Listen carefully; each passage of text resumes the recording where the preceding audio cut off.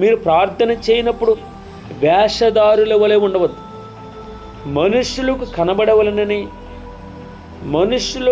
కనబడవలనని సమాజ మందిరములలోను వీధుల మూలల్లోను నిలిచి ప్రార్థన చేయటం వారికి ఇష్టం. వారు తమ ఫలము పొంది ఉన్నారని నిశ్చయముగా మీతో చెప్పుచున్నాను. పరలోక రాజ్యానికి వెళ్ళరు, ఇంకా ప్రార్థన ఇక్కడే ఫలం దొరుకుతుంది. భగవంతుడు చెప్పే మాట అండి ఇది. ఇదిగో, నీవు ప్రార్థన చేయనప్పుడు నీ గదిలోనికి వెళ్ళి తలుపు వేసి రహస్యమందున్న నీ తండ్రికి ప్రార్థన చేయము.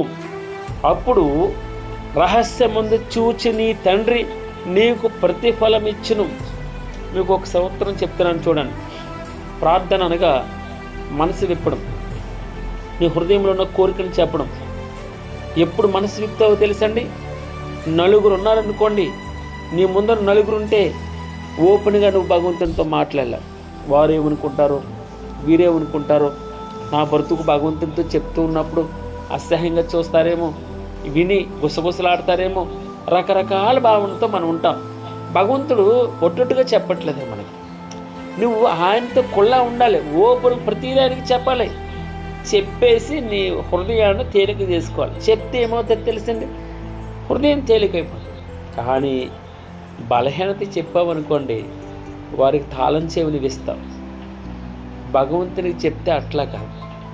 నీ ప్రతి పాపమును యేసు రక్తం, ప్రతి పాపం, ఏ పాపమా?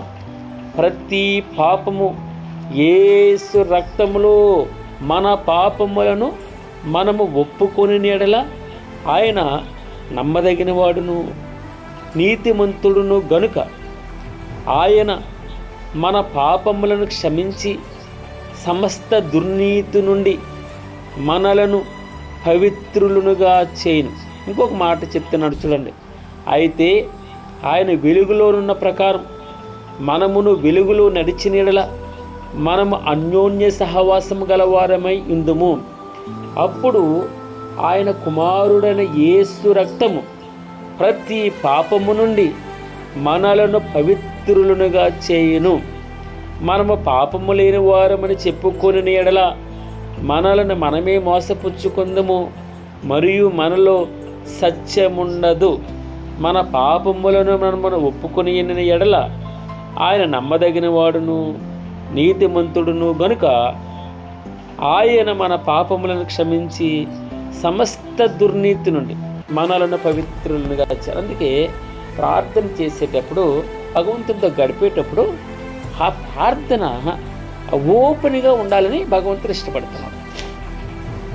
వేషధారణ కుదరదు.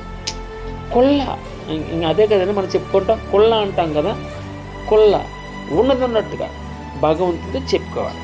నువ్వు ప్రార్థన చేయనప్పుడు నీ గదిలోనికి వెళ్ళి తలుపు వేసి రహస్యమందున్న తండ్రికి ప్రార్థన చేయి. అప్పుడు రహస్యమందు చూచి నీ తండ్రి నీకు ప్రతిఫలం ఇచ్చింది అన్నాడు. ఇంకొక మాట చెప్తాడు, మరియు మీరు ప్రార్థన చేయనప్పుడు అన్యజనుల వలె వ్యర్థమైన మాటలు ఉచ్చరింపవద్దు.